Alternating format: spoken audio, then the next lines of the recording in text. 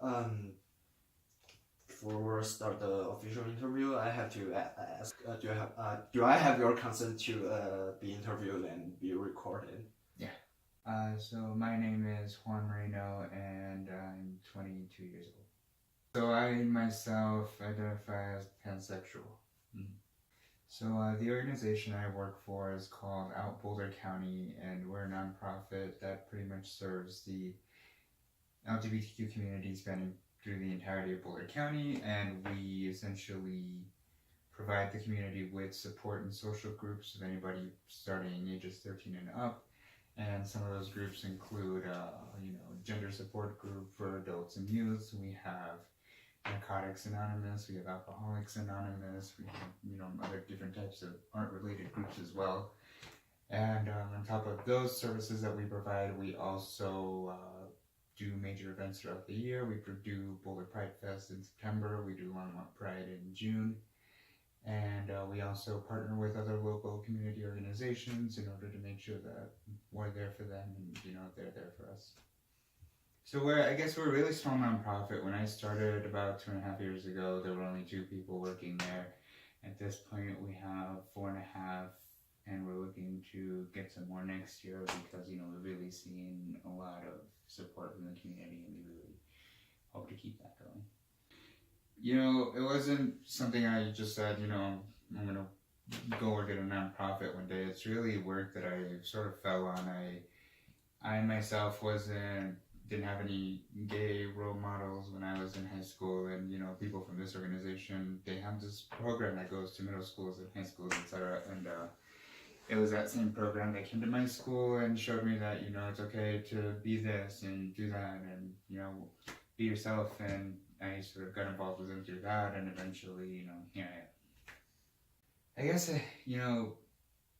it pretty varies throughout the year, but on a typical day that you're in the office here in Boulder, it could be that you get a bunch of phone calls, and each different phone call you have to handle with, several different resources, and so, somebody may be in crisis one moment, and, the next phone call may be completely different, so you always have to be prepared to handle certain situations with professionalism and calm demeanor, etc.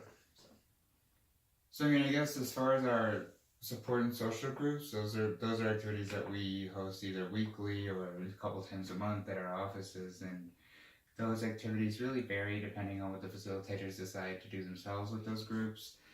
As far as events where we do activities for the community, that's just really us creating these places where members of the LGBTQ community that might not find themselves to be at home in the general population, we provide them with this sense of community where they can come and be with other people like themselves and, feel at home. It just, it's really was a feeling, I first started through that program that goes to schools, and it was really just that good feeling of knowing that you're making an impact, that you're making a difference in these kids, that they're actually asking questions and learning from what you have to say. So it's really, that was good. I mean, there's always, nonprofits, there's always its own difficulties, but, you always make it work and keep going. It's really just if you yourself find that you may not identify as part of the LGBTQ community, you're still, there's always being an ally, being there for those people, being there in time, especially now when they feel really attacked by, the rest of the country. It's really just be there for those people to, listen to what they have to say and, be that person. We really just hope to keep building that level of education that we're providing these local businesses, to keep expanding that throughout the surrounding area, and make sure that everybody is as educated and